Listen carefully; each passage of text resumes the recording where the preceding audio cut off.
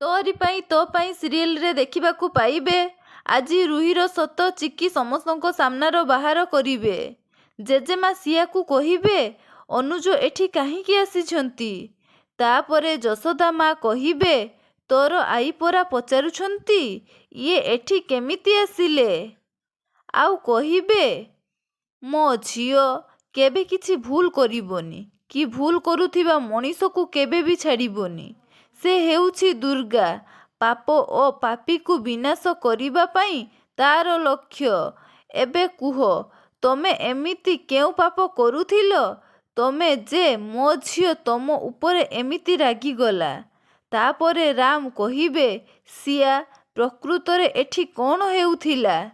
ଚିକି କହିବେ, ସିଏ କହିପାରିବେନି ମିଷ୍ଟର ଅଗସ୍ତି।